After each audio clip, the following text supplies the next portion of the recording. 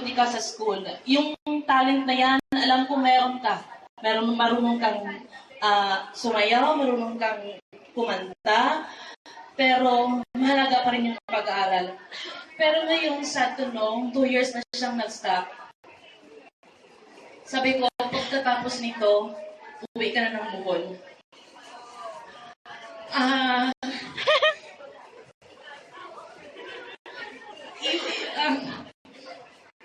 Huwag mo nang ituloy. Sasabihin ko talaga sa inyo, uwi na ako bukas.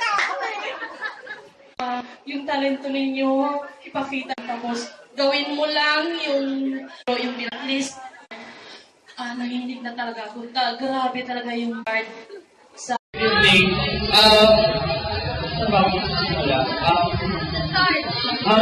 At first, habang nasa baba tayo ng TVP, as in, hindi tayo close, pero nung paglabas ko, sabi ko, sino kaya magsistay na kaibigan ko? Sino kaya yung magiging nandyan para sa akin when I need a friend kung may kailangan ko kausapin? Kaya nung paglabas ko, I'm glad na I found a friend like you. Kasi parang, hindi ko rin expect na paano tayo naging close, hindi ko rin naalala kung paano. Pero, ayun, sobrang thankful ako na nagkaibigan ako na nandyan lagi para supportan ako.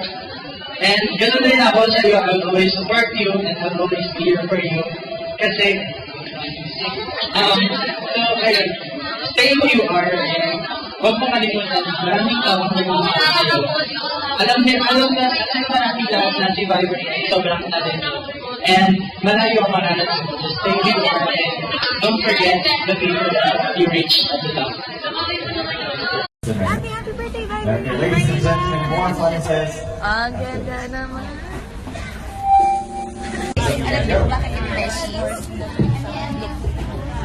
Tada! Yan o, 2 mommies namin. Mommies! Mom, should we see this?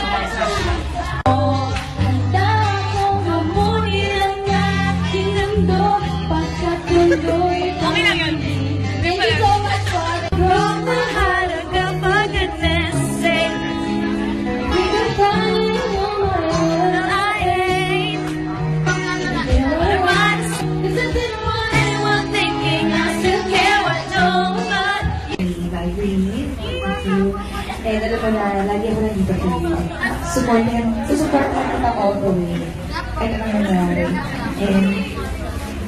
And thank you rin, mas naging close tayo sa labas. When your legs don't work like they used to before, and I can't sweep you off of your feet, will your mouth still remember the taste of my love? Will your eyes still smile from your cheeks? Darling, I will be loving you